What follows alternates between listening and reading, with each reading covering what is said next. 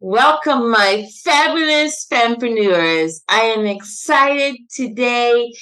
Here I have with me Robin Humphreys, who is an expert in energy and the energy that is related to anxiety, depression, and so many of the things that we try to suppress instead of healing. And we're going to learn more about that healing today. Welcome, Robin. Thank you, Odiva. It is really wonderful to be here with you today, and I'm looking forward to this conversation very much. So let's get started talking about your story. How did you begin, or what motivated you to get into this industry? Yes.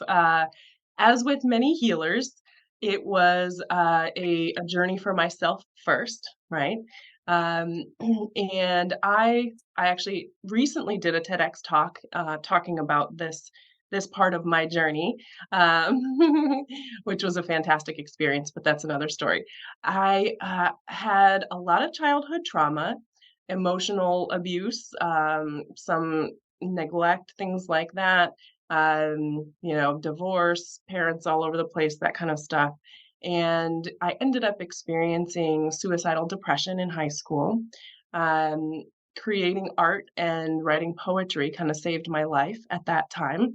And so over the years beyond that, in starting in my early 20s, I started working for a chiropractor who did like really a combination of holistic modalities. There was massage, there was yoga, there was Pilates, and that just really started to open my eyes to what was possible in healing and how different parts, different modalities can work together towards someone's wellness and well-being. And it took a while. I ended up going to art school and took a while for me to really start to realize that I needed and wanted to focus on myself. But I had some pretty challenging relationships over those years and started to really reflect on the behavior that I was bringing and then noticing where that was coming from in terms of my own personal history. And so then I just began to pursue some different workshops and found that it was really fascinating and enthralling to me. I just kind of couldn't get enough, like lapping it all up. and and then I started to realize that I had the ability to like put my hands on somebody and get a lot of information and receive you know, things about what was happening in their body and their emotions.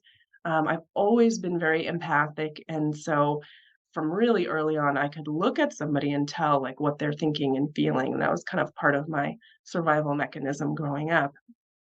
And then I just eventually decided, like, okay, I got to do something about this.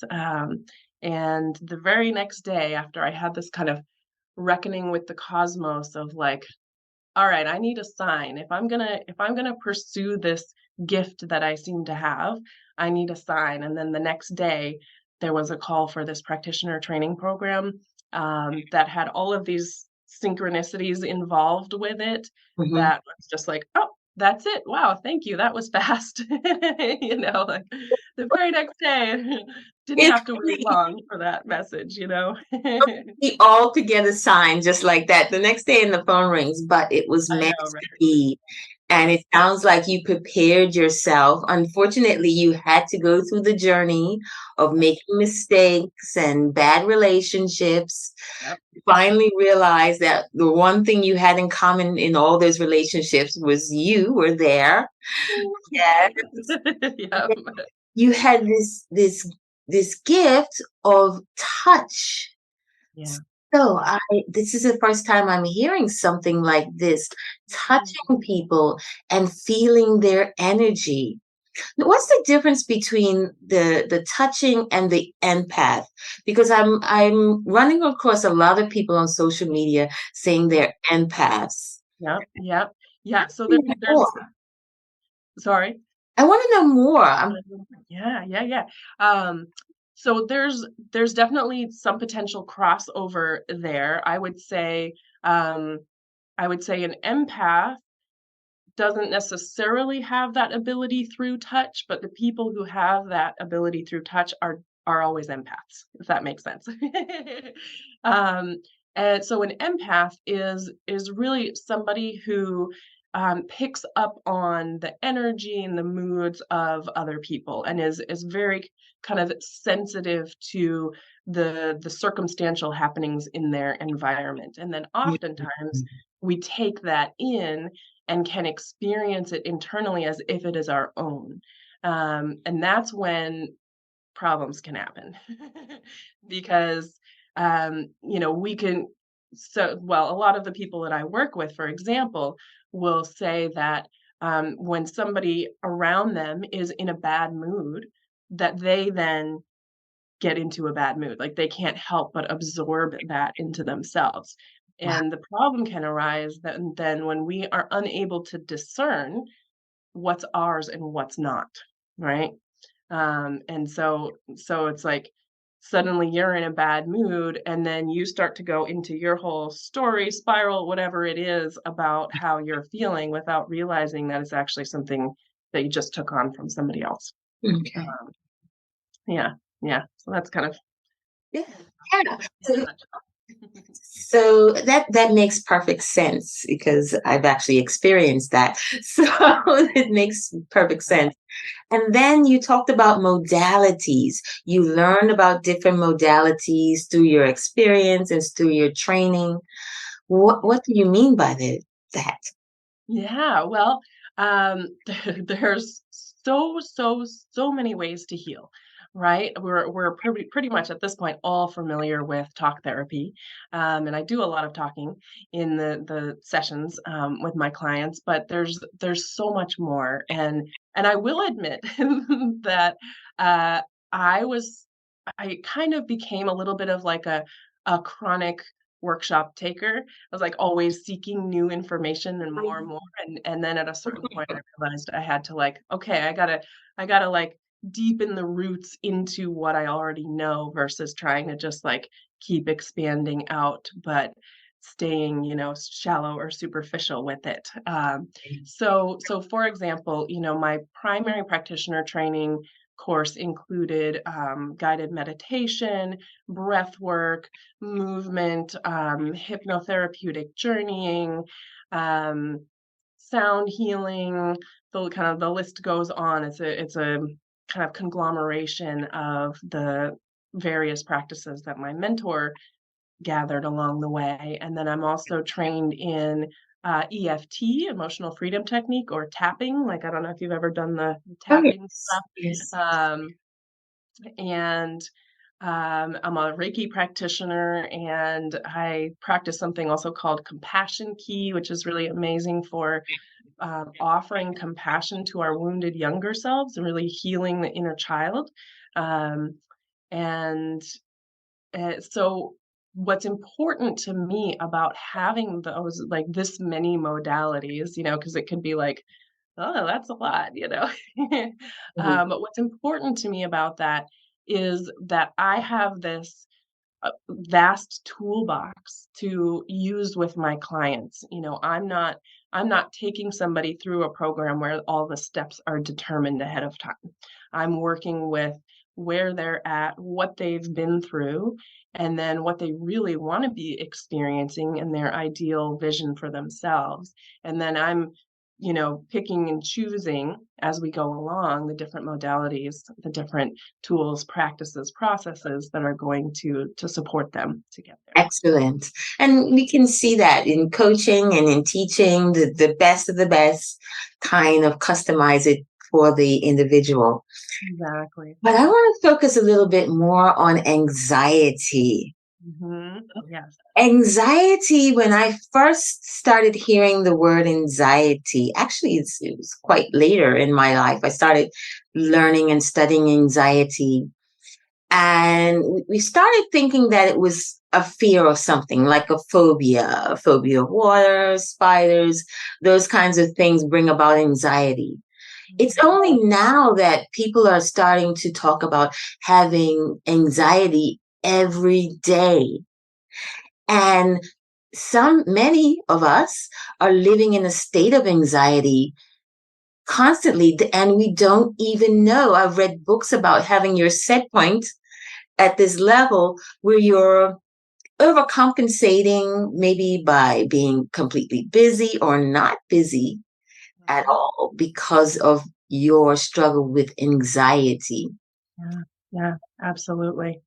Yeah, it's almost like its own pandemic, if you will.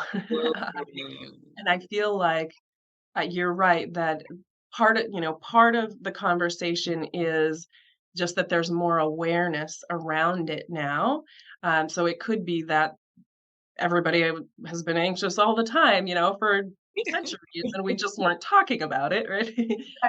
But I also feel like we are in this time now of so much technology, which really has the potential to foster disconnection, and where busyness has been so glorified, Yeah. and I can kind of attribute that to capitalism, really, that we are culturally conditioned to just go, go, go, and exhaustion gets glorified. Like if you are burnt out, then that's something to be admired, right? In certain, from certain perspectives and certain. Especially as a woman, like Yeah. permission to disengage.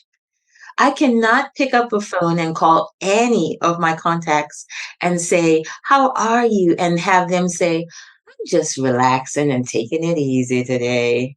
Right? I mean, if they Oh, even posted that, because I've tried this, you post this on social media and people are like, what's going on? Like you have to accomplish so many things in the day and be so busy.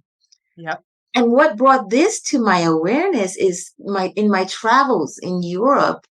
I lived for a period of time also in Italy, and it's ingrained in the culture that you take a break. Yes. Where are you Yeah. going? I'm leaving the office to go have a espresso. I'm going to have a coffee. Yeah. And it's like, who does that in this culture? We have to go nonstop, Yeah. or we get ashamed or feel like we're going to be judged. Right. Right, and we've internalized it too. Mm, It's like, there's the fear of judgment, but then the shame piece is how that gets internalized, where we're telling ourselves that we're not doing enough, right? And so then we're just stuck on the hamster wheel or stuck in the rat race all the time. Yeah, and I like to use the phrase that rest is revolutionary because at this point it really is, you know? Rest is revolutionary. Yeah, yeah. And so I just wanna talk a little bit more about the ways that anxiety can show up too, because I, for years, had anxiety and I didn't even realize it, and that can happen to a lot of people as far as, like, the people I talk with. Um, so for me, anxiety was showing up as a need to control, like, everything. And that's part of, I was talking about those, relationships that didn't go that well. That was part of at least some of those relationship dynamics was me being critical of the other person, like having to have them do it my way, or I would get really like like anxious and kind of thrown off center. Um, and what I know is that for me, that came from, having that happen to me as a kid. My stepdad did that exact thing to me. And so part of my healing has been to really start to like unwind and dismantle that, because I don't want to pay that forward to anyone else. And that's really like a big part of the healing journey for most of us when we choose to step onto that path is like, figuring out where our patterns have come from, and then finding the tools and finding the practices that allow us to make different choices so that, it really like generational healing can be kind of a big, potentially, overwhelming term like, it just feels like a lot, right? Sometimes. But that's really what it is. It's like just getting into a place where you have consciousness and then you are exercising your autonomy of choice around the behaviors that you are imparting, into onto the future generations. Yeah. Yes, and this is a learning journey, a really learning journey, which I am so glad that I am on now Mhm. myself, learning to be aware, and it's ongoing, it never stops, but be aware of your decisions. One of the things that came to me when you talked about choice, they always say fighting your battle or choosing your battles is one of the old expressions. And what I've learned about that is, as you say, this control thing. Mhm. In addition, let's say women, mothers, parents, everyone, in addition to being exhausted in the busy, trying to be the head of someone else's life Yeah. and make that go the way you want it, your intentions may be perfectly noble because you want to create a safe space for them. You want to create a safe space for them, for yourself. You Mhm. know what they're doing and how they're doing it at all times. But you're just exhausting yourself. Yes. And Yeah, and potentially damaging the relationship, you know? yes, yes. And Yeah. my heart really goes out to kids Yeah. because I see so many uh, parents thinking that their kid has to be involved in Mm. 5 or 6 different extracurricular activities in order to get ahead, in the game, in the system. Yeah. And it can lead to a breakdown or Absolutely. rebellion. Absolutely, yeah, and what I recognize also, for myself and many people as far as some of the origins of anxiety is Yeah. that it comes from, um, having to abandon or suppress parts of ourselves that are not deemed acceptable or perceived by us as acceptable by our caregivers, our authorities, and so that means like having to conform in school. That means having to, you know, follow what your parents want from you, at least up to a certain age, and then, you might get rebellious. um, and and it's because we are internally disconnected from like the essence of who we really are and the things that really drive us, because and then we learn to reference all of the external factors, all of the outside expectations. And yeah, I feel you. I had to take a deep breath when you were talking about the kids and their crazy activities. I was like, yeah, it's a lot. And what happens is then there's no space for the kid to just be. Ooh, Yeah. Yeah. Yeah. be. So it's so huge and hugely important for all of us. Yeah. Uh, and this is the greatest lesson I'm learning as I'm approaching age 50 now, is Mhm. the being is so important. We are allowed from birth permission to just exist Yeah. Yeah. and That's just the be. birthright, isn't it? It is a birthright. And parents, going back to parents, but you have permission to be with your child and just be.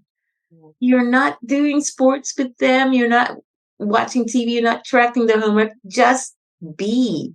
Yeah.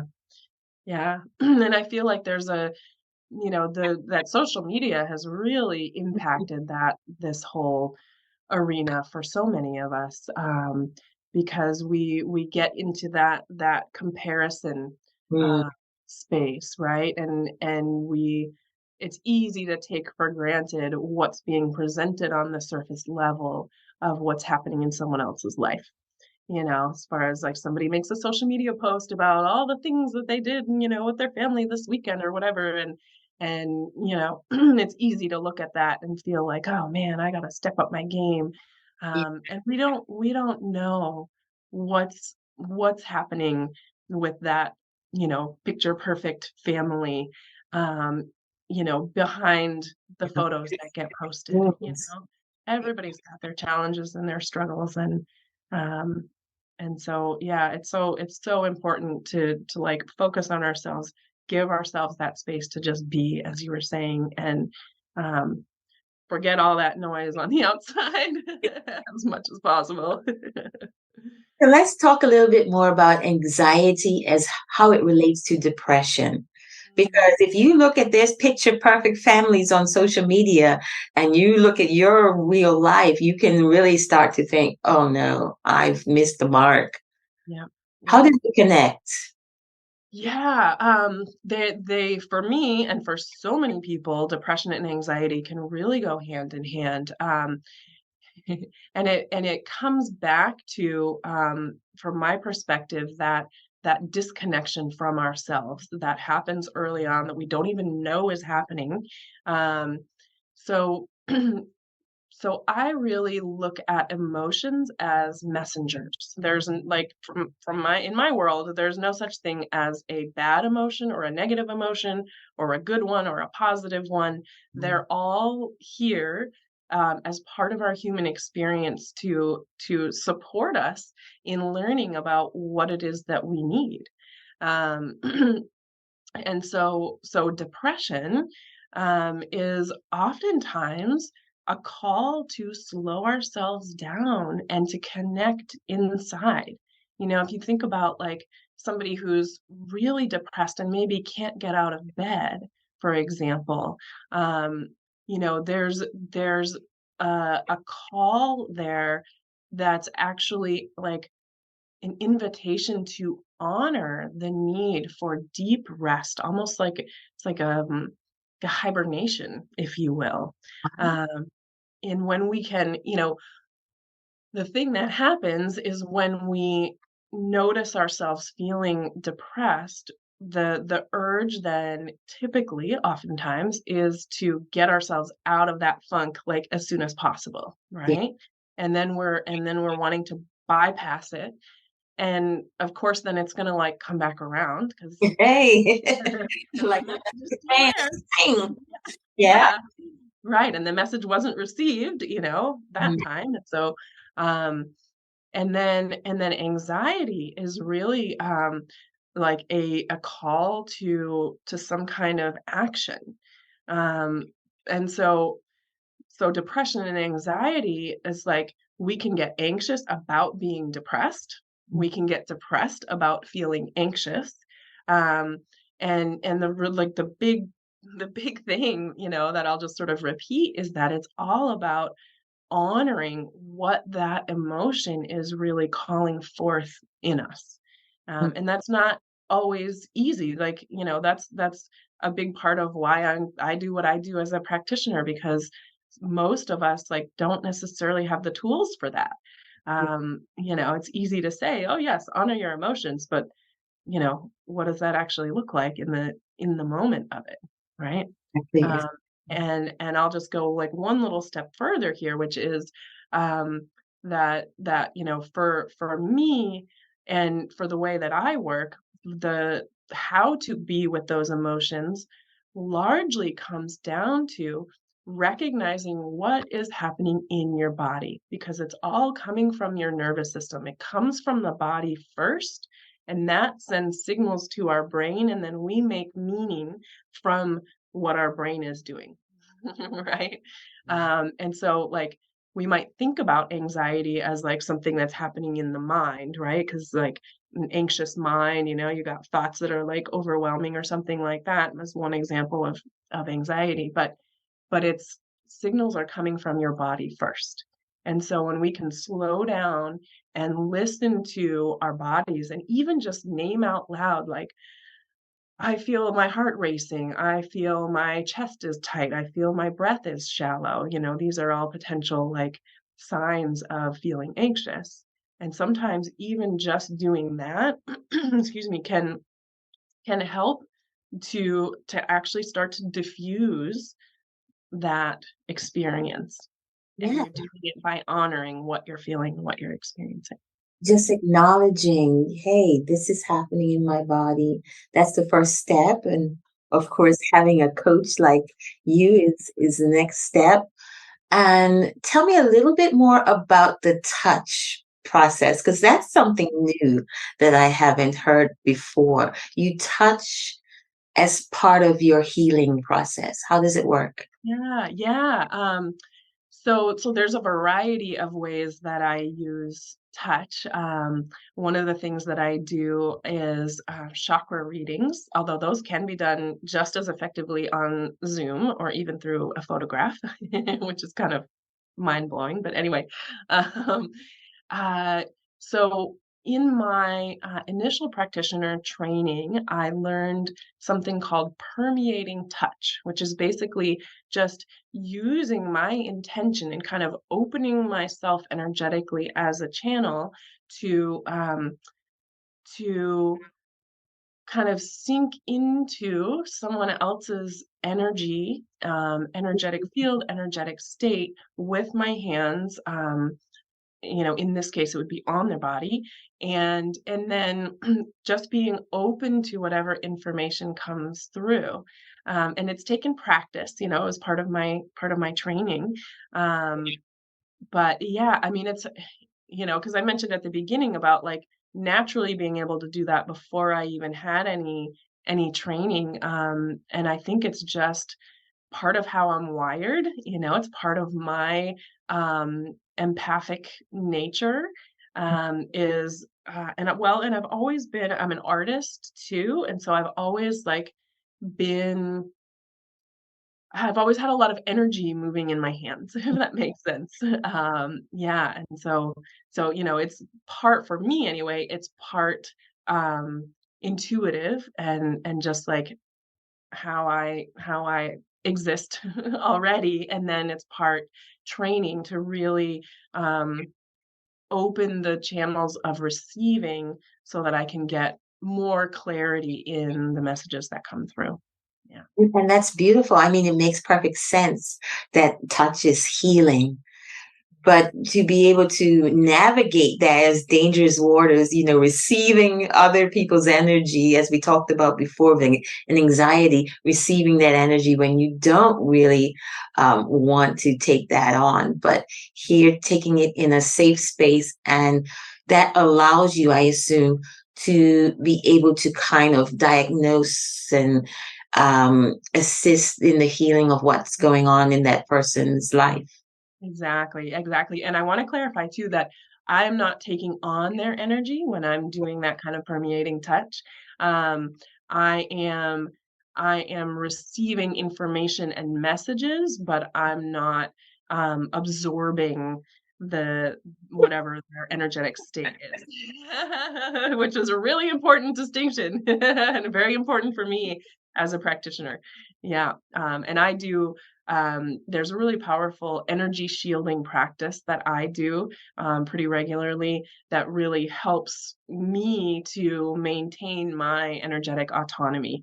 And then I also have tools like I can smudge myself with sage or Palo Santo to kind of clear my own energy field and various things. If I do feel like I've, picked up anything after a session, then I can kind of even sometimes just like shake it out a little bit or something.